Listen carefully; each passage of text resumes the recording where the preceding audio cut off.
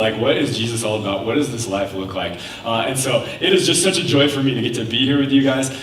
If you haven't met me, my name's Drew. I'm one of the pastors here. I'd love to meet you if you don't know me yet. But I love what we get to do here at HSM. I think high school ministry is the most fun. I think working at a church is just like the coolest. Challenging to be sure, but so much fun. And summer is a time of year where stuff really kind of comes to life. Like, there's all sorts of fun programs. You heard we've got summer camp, we've got the bonfire coming up. Like, it just gets crazy. And I think because everyone's like off school, hopefully, best case scenario, there's a little more free time built into your life. And so it's just a more relational time, a lot of fun. But one of the big events that happens at Calvary every summer is a thing called VBS.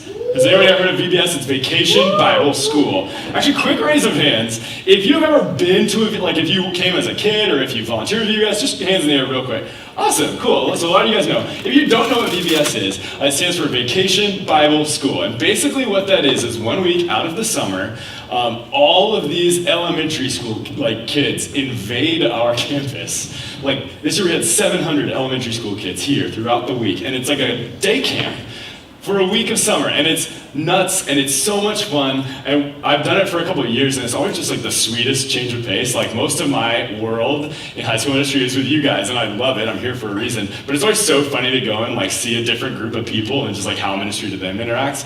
And so, like, last week was VBS. Like, I spent the whole last week doing elementary school ministry, and if I've learned anything over my years of doing elementary school ministry 1 week a year, it's that 5-year-old boys can be the creepiest humans on God's green earth. Let me give you an example. They'll just say things that you're like, who taught you that? But so this was 2 years ago. I'm serving VBS, and I'm like a small group leader. And so I'm like traveling through the week with my guys, and like it's super fun. And we had just finished like a craft activity, and we're about to go to like our like teaching time, like Bible story. And this cute, precocious little 5-year-old boy comes over to me and like climbs onto my lap. And I'm like, oh, that's heartwarming. This kid is so cute. And then he turns around and looks me in the eye. I'll give you, like, he's sitting on my lap, and he turns around and looks me in the eye and says this to me. He goes, "Take your shirt off." 5-year-old boy on my lap, looks me in the eye, straight face, just goes, "Take your shirt off." I was like, oh, I don't want to go to prison. On your way, child. But kids say the craziest things and do the absolute funniest things. And so this past week, it was actually really fun. Myself and our high school pastor, Brian, we were outside running games for the week. And so you can imagine it got pretty hot. It was 106 on day one. All these kids, a sea of children like running around. I'm like, drink water. It was like only so much you could do. But so we're running games. And let me tell you, it got intense. Like, third graders have some pent-up rage or something, because they get like real active. But on Wednesday, like halfway through the week, we're playing a game called Steal the Bacon. Anyone ever played Steal the Bacon? So Steal the Bacon, simple premise, right? So there's like bacon in the center of the game field. So it was like spy themed this week, and so it was like top secret files in the middle of the game field. And so you like number off, so it would be like 1, 2, 3, 4, 5, 1, 2, 3, 4, 5. And so you would be on opposite sides of the field, and if I called number 1, both of the people named number 1 will run and try to steal the bacon. And whoever grabs it first can take it back to their side, and whoever doesn't grab it has to like chase them and try to tag them before they get across the line. And let me tell you, there was this little boy who they were like, number 14! And these 2 little boys come booking in the middle of the field. And this one kid grabs it and books it. And so this kid who's like supposed to go tag him now, I've never seen anything like this. The kid's running and he sees it and like locks in on the kid and like hits a new gear where he's like Tom Cruise running. He's like, whoo! And then he just, as he's running after the kid, just starts to go, I was like, I'm watching Braveheart Jr. right now. This is awesome. And so the competition was getting heated, and kids are running around doing all things. So we've got 4 games going on at once. So I'm like running around the field with a megaphone saying like the dumbest stuff really loudly. Running around like playing the game, like kind of overseeing it. And all of a sudden I catch on the corner of my eye this little girl sitting off to the side away from the game field, kind of curled up in the fetal position, crying. And I'm just kind of like, oh, like, little girl, what's going on? And so I'm like, well, my job is to be in charge of games, and so everyone's got to be having fun, so this girl's not going to be crying on my watch. Let's go see what this is about. So I walk over to her, and I sit down next to her, and I'm like, hey, what's going on? Like, what's your name? And she's like, my name's Nora. And I'm like, oh, cute name, little girl. And so I'm like, oh, Nora. I like crouch down next to her. I'm like, Nora, like, what's going on? Like, it seems like you're not having a very good time. What's happening? And she's like, they won't call my number, and I'm no good at this game, and I'm just like, ugh. And I was just like, oh no. I was like, you know what, Nora? I bet if we go back to the line, I bet they'll call your number. I'm the game guy. I'm like, dude, call her number. So I'm like, Nora, what's your number? And she goes, 10, my unlucky number. Which I didn't know was a thing, but apparently you can have an unlucky number. And so she's like, it's 10. I was like, okay, good to know. And so I like get her up, and I'm like, I think that we can probably get you in the game. And she's like, okay. And she starts walking, and we're about halfway back to the field when I hear over the megaphone, 10! And one kid from the other side of the field runs out, grabs the file, and runs back. She missed it. Like, she had been waiting the whole game for her number to be called, and they call 10! And then this other girl goes and grabs it, and she's just like, and like walks back to the side of the field and like sits right down. I'm like, oh no, that was like, and like this leader, like it's not their fault. Like they're doing the best they can. Again, there's just a swarm of kids everywhere. And you're just like calling every number you can think of. It was chaos, but they just had like overlooked calling her number. And then like the moment we were about to like totally have a win for the day, they called it too soon and she missed her opportunity. And I was like, oh, this is such a bummer. And so she goes back and she cries, and so I'm like, all right, I'm gonna go and like find this girl's leader and we'll try to cheer her up together. And so I find her leader, and then all of a sudden the siren sounds, and they're like, game is over, get water and go back inside. And I'm like, great. Like now she'll never have the chance. And so me and her leader go over and we're sitting with Nora, and we're like, all right, Nora, like talk to us. Tell us like what's going on. Why are you so upset? And she goes, well, they don't even need me on this team. Like, she goes, I'm not fast, and I can't grab it, and like, I'm not good enough, and nobody wants me on the team, and then they didn't call my number, and like, I'm worthless to this team, right? And I'm just like, oh, that's a terrible feeling. I know that because I felt that feeling before in my life. And here's the reality of Nora's situation. Is that for Nora, all of that fear, all of that insecurity was something that she had with her long before she ever got to the game field, right? But before she ever got to games that day, she had this fear in her that she wasn't good enough, that she wasn't quick enough, that she wasn't cunning enough or aggressive enough, that the team wouldn't need her. And she lined up on that line, just absolutely terrified for them to call her number. Right? She lined up and she was just waiting for her number to be called. And she was just thinking all of these things, like what if they call me and I trip? Or what if I'm not fast enough? Or what if I embarrass myself? Or what if I don't get the file and then my team boos me and they're all mad at me? Like she just came into the day of games with that fear inside of her. And so she's standing there on the line waiting for whatever's gonna happen, waiting for them to call her number. And a few numbers go by and she doesn't hear her number. And she's like, okay.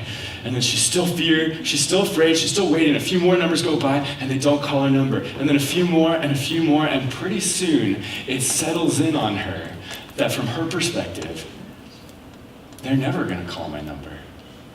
Like, I'm just not important enough to this game. They don't even want me in it. They're not calling my number. And in that moment, the weight of that on her little third grade shoulders became too much, where she just couldn't handle it. And she left. She opted out of the game. She wasn't ready to play. And so I'm just like, oh, that is the worst. And so we're like sitting with Nora and we're encouraging her. And then God's like, pray with her. I was like, oh, duh. And so I was like, you know, Nora, what I always do when I'm feeling that way is I just try to go to God and just let him be my comfort. Like, because God says that you're good enough. Like, God says you're enough. Can we pray for you, Nora? She's like, okay. I was like, oh. And so I pray for her, and her leader prays for her, and as soon as we're like, amen, she's like, okay, I'm gonna go get some water, and we're like, okay, Nora. And so we get up and we walk with her to get water, and she goes on to the rest of her day, and I'm like, well, that was like a sweet encounter. Like, I got to pray with her and like give her a little encouragement, but man, I really wanted her to get a chance to get back in the game. Like, I really wanted her to feel what victory feels like when you've had that fear behind you. Flash forward, so that was Wednesday. Friday rolls around, and what game are we playing? But steal the bacon, round two. I'm like looking for Nora. I was like, where is my girl? She's gonna win some points today. And so I'm looking, and like all the kids line up before the game, and there's Nora like right in front of me, and she's like, hi. And I'm like, Nora, are you gonna play today? She goes, I think so. And I was like, okay, awesome. And so we like get them all lined up, and they get the numbers. I run over, I'm like, Nora, like I'm so stoked you're playing. What's your number? And she goes, 8, it's my lucky number. I was like, awesome. We're gonna get you in this game, Nora. And so we start the game, and it's great. Like everyone's like running around, they're not calling her number. And so I'm like, I see Nora on the sideline. I'm like, you get ready. And she's like, I'm ready. And I go over to the leader, and I totally messed it up. I was like, call 9. And so they're like, 9. And the girl next to her takes out. And I'm like, oh, I've totally failed this. I was like, call 8. I made a terrible mistake. And so the next round, they call 8. And she's like, ah. And so she runs out there, and she's the first to the file, but her hands aren't quick enough. And some other kid runs off with it. And she runs back, and you better believe I made so much noise. Like, it was probably embarrassing for everyone else there. I was like, I ran over to her. I was like, you were amazing. You were the first one there. And she's like, okay, cool. And she was like so excited. And so like I go, and I'm like checking out the other game fields and stuff. And I'm walking by the field, and I walk past it, and I hear again, 8. And I turn around, and I see Nora book it out to the field. First one there. Grabs that file, turns around, and just hustles on back, and gets across the line, and scores a point. And at this point, there were like no illusions that I didn't clearly have a favorite in the game. I'm like on the megaphone, like, yeah, no! And like everybody stopped, and I was like, what's happening? And I ran over, I was like, you did it! And she, like, I wish that I could bottle up the feeling and the smile on her face for y'all to see, because it was just the sweetest moment of like, she'd been so terrified that she wasn't enough in any way, shape, or form. And she had just proved herself wrong, right? Like, she just blew past that boundary that she thought was in front of her, right? And it was the sweetest thing ever. But here's the thing, here's kind of as I've been like processing this, just thinking about it, chuckling about it, just reflecting on the experience, here's a conclusion I've come to.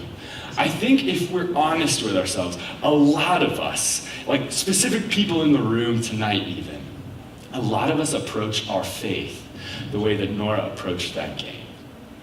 Right? Like a lot of us feel like before we even step up to the starting line, of like whatever big story God's trying to tell in the world, a lot of us feel like in some way we are disqualified from playing in that game, right? Like that somehow we don't measure up, we are not enough to play in the game of what God is doing in the world, right? And so like there's a million reasons why we might feel that way. Right? Like maybe it's maybe it's just something you believe about yourself. Maybe you've just kind of like observed and you have this picture in your mind of like the kind of people that God would use to do big things, to change the world. Like you have a picture in your mind of what that person looks like. And let me tell you probably what that person looks like in your mind.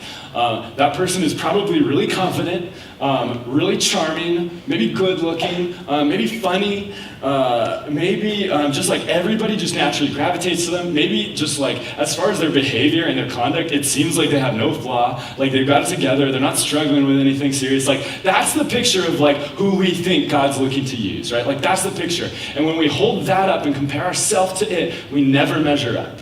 We're never enough, right? So like maybe you like approach the starting line of what God's trying to do in the world and just like how he wants you to be a world changer. Maybe you approach the starting line and you're thinking, like in my community, in my group, I'm just like the clown. You know, like I'm just the one who makes people laugh, but nobody really takes me seriously. Like I'm just there for the comic relief, and that's fine. Like I enjoy when people laugh at me, but like God could never use me to like change someone's life, to like change the course of things. Like God could never use me to do that. Or maybe you approach that starting line and you're just feeling like I'm the dumb one. You know, like I'm the person that people always have to explain things to. How could I ever explain how God has good news to people? Like I couldn't be that. I'm not enough. Or maybe it's like your reputation, or even just like your behavior. Like maybe you're like, I have just done too much. I've been in too many bad places doing bad things, and God could never use me to do that. Or maybe on the flip side of that, maybe you feel like you've got everyone fooled, and maybe everyone is fooled. And from the outside, you look like that perfect person who's got it all together, that like gold standard of who God would use. But you know that on the inside, you're not that. right? And if anyone ever found out, like that would just ruin any chance God had to use you to work through, right? Like you just like live in fear of that. And because of that, you never do anything actually significant, right? Like we come into it with all of these fears. Now here's the thing, jump back to Nora real quick. Now Nora felt like victory laid completely on her shoulders, right? It was all on her talent, her ability, her speed, like all of that to make sure that her number got called and that she made it across that line, right? But what Nora didn't have the perspective to realize, right, was that I ran the game, right? Like I am like the game czar. Right, like I'm in charge. Like I can go over and be like, call this number, or I can like be like, let's switch her up and put her with a slow kid so she gets 1 point. You know, like I can like orchestrate things to get her in the game. Right? She doesn't realize that. She thinks it's on her number. But here's the thing: in my position, I want her to win. I want Nora to get a point, right? Nothing would make me happier than for her to have an incredible experience, and I have the ability to make that happen. Right? And here's what you need to hear, is that God has the ability to do that for you. You are not disqualified from whatever He's trying to do in your life. And so here's what I simply want to do tonight. We are going to step into a chunk of scriptures and look at a story about God doing exactly that. Now you're probably looking at the screen and you're like, there's a sentence up there and Drew has not explained that yet. So let me explain this to you. Faith is the adventure. True. But here's why that's up there. It is, I can tell you from experience, quite an adventure. Here's why that's up there. It's because Faith is the Adventure is what our summer series is. This is week 1. If you've just like wandered into this room, congratulations. You came here at a great time. It's the very beginning of something new, right? So faith is the adventure, and we are literally going to take the next couple of weeks, like a chunk of our summer, to just ask the question, what does it look like to step into the adventure of the big things that God wants to do in the world? What does that look like? How do we do that? Right? And so we're going to take one guy in Scripture. Now there's a lot of people throughout Scripture and throughout the world that this is evidence in their life, but we're going to focus on one guy for this series, and that's a guy named David. Now, if you spent any amount of time around church or around Christians, you've probably heard the name David, King David, the man after God's own heart. But tonight, what we're going to do is we're going to meet David before he was ever any big deal, when he was just a farm boy that got cut out of the deal, right? Got left behind. And so we're going to jump in on his story and see what God has to say about people who think they're disqualified. All right, so let's do this. Let's jump into the story. Now, let me tell you, let me lay some context before we move forward into the story. What you need to know is that at the time this story was taking place, there was a king over Israel, and his name was Saul. And Saul was a king that people were like, that guy's the most kingly guy. Like, he was like heroic, and he was handsome, he was a war hero, and everybody liked him, and people were like, I would follow you to the end of the world. Like, people loved Saul. And Saul had done incredible things for God, right? Like Saul had been a man who would say, God, whatever you say, I'm in, I'll do it. But somewhere along the line of him being king, his heart changed. And he stopped being a guy who would say yes to God, whatever the cost, and started saying, I want to do what I want to do. Right? And so God looked at Saul and he said, you know what? This guy has turned his heart from me and he is not going to be my king anymore. We're going to find a new guy. We're just going to wipe the game board clean and I'm going to put a new guy in there as king, right? And so God goes to a guy named Samuel. Now, Samuel is the prophet of Israel at the time. And so basically the prophet is the guy who God talks to and then sends him to go and talk to the people.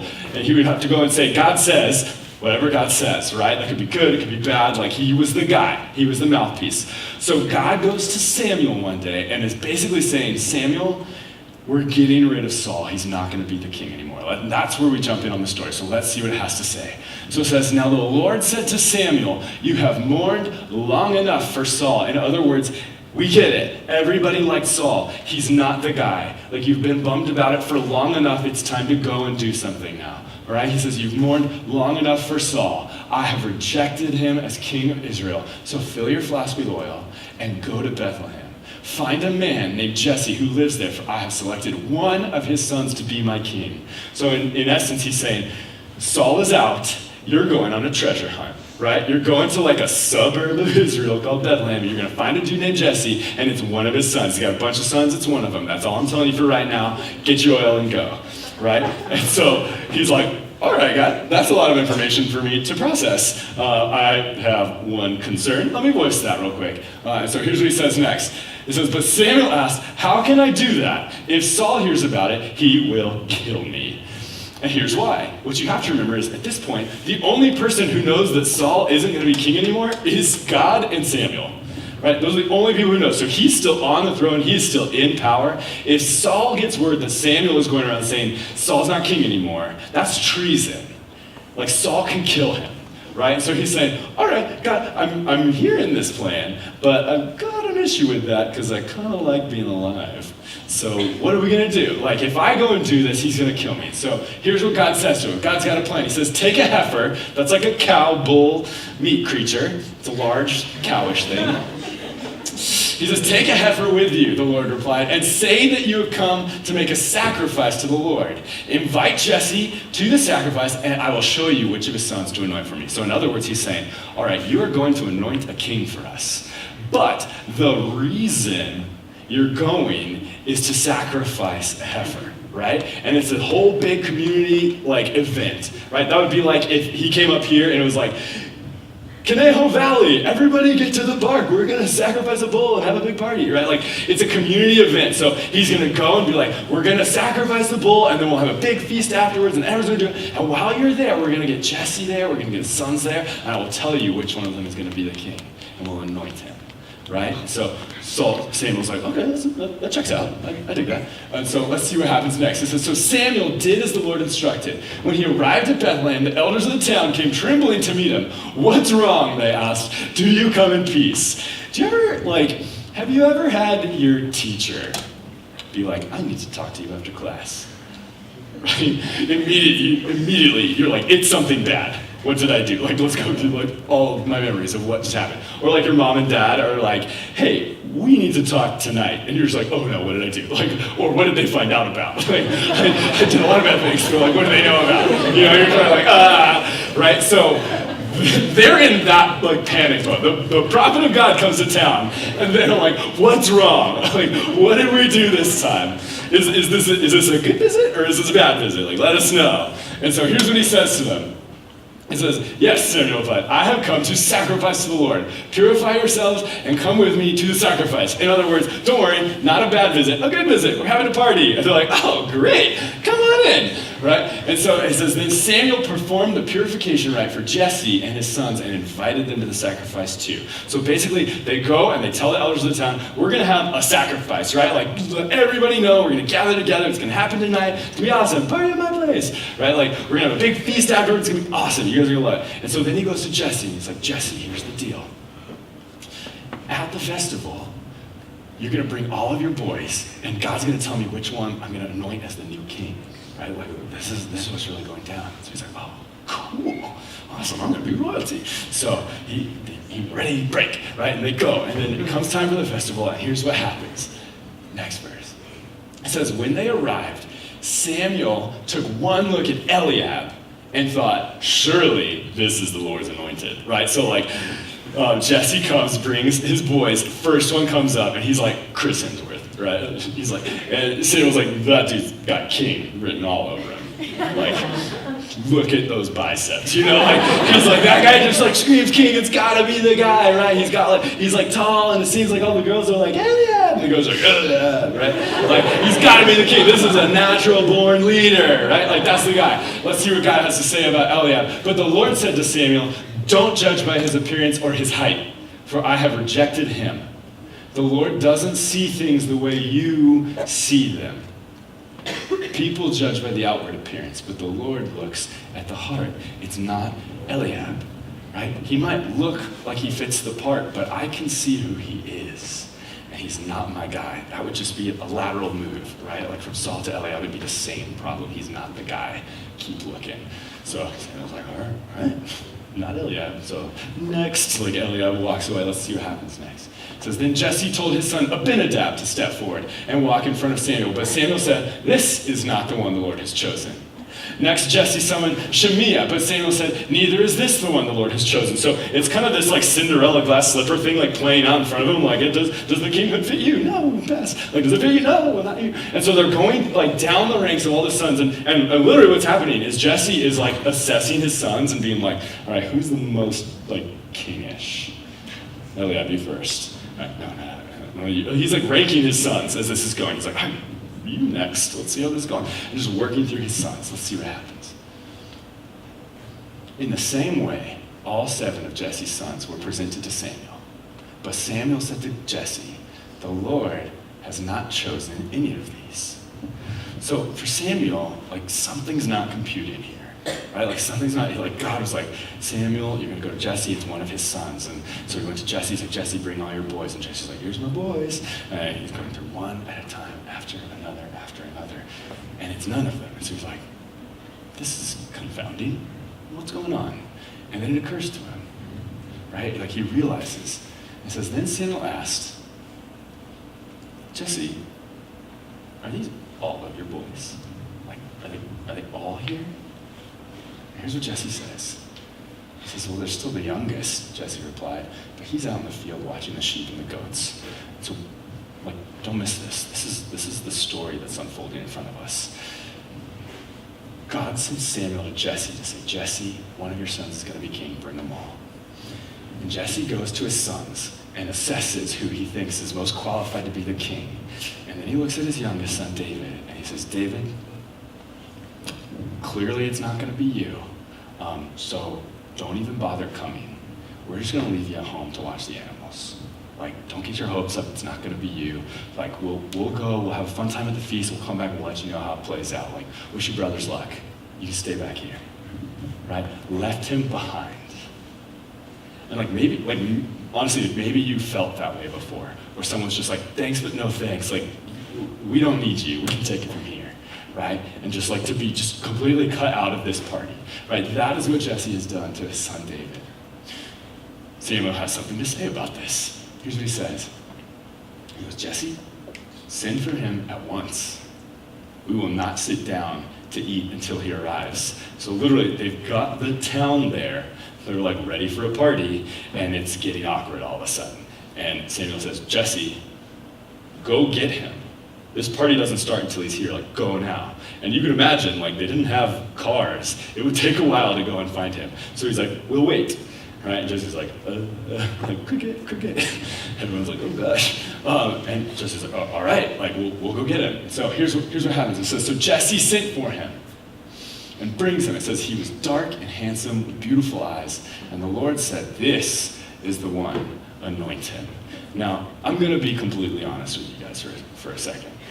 This part always used to bother me in the story, right? Because it's a whole story about how, like, it's not what's outside, it's what's inside that counts. And then it's like, he was dark and handsome with beautiful eyes, right? Like, thanks, Bible. Like, awesome.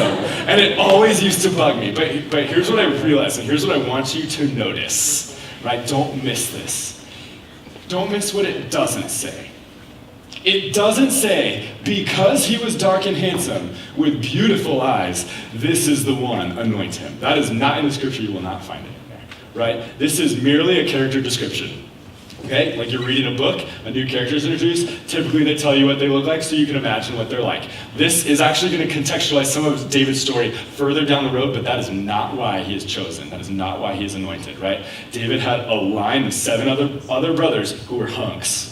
And God didn't pick them, right? Like, it had nothing to do with the way that he looked, right? God even said, I do not look at the outward appearance, it's what's inside that counts. And yes, maybe David is attractive, but what attracts me to him as my choice is his heart. It's a heart that will say yes. A heart that will say yes to what I ask him to do.